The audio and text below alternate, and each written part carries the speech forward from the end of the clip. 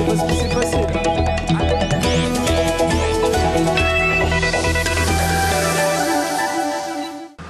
Autre titre, c'est Brian Joubert qui remet en jeu ce soir son titre de champion de France. Ça se passe à Megève.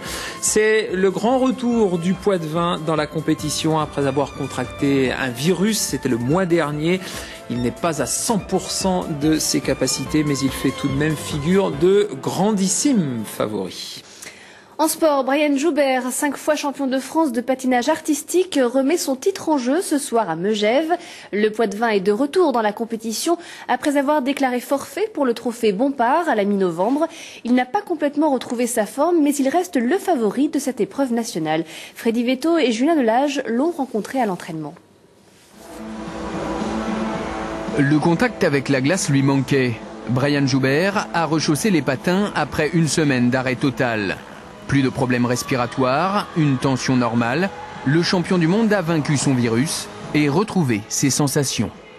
Je m'inquiétais beaucoup parce que je commençais à perdre ma technique, je commençais à perdre confiance. Il y avait beaucoup de choses qui n'allaient pas, donc c'est surtout ça qui m'inquiétait.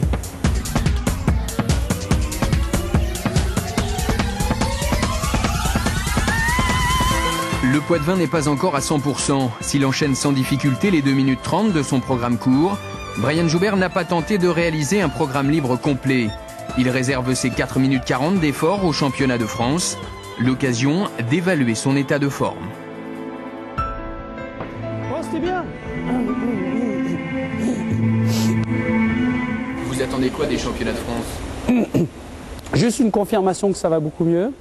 Deux bons programmes dans l'ensemble, on ne va pas tenter des super trucs, mais pourquoi pas, je veux dire, si il se sent bien sur les 2 premiers quadruples du programme, ben, qu'il se fasse plaisir.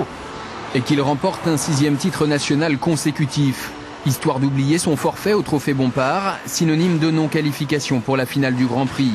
2 épreuves majeures rayées de son calendrier. Le seul point négatif, c'est que ça m'empêche de tester mon programme en compétition internationale et de voir ce qu'il vaut, où j'en suis avec mes niveaux techniques, comment il est perçu par les juges internationaux et par le public en général. Seule référence internationale, sa victoire au Canada début novembre. Un premier signe positif avant les championnats d'Europe fin janvier à Zagreb, en Croatie.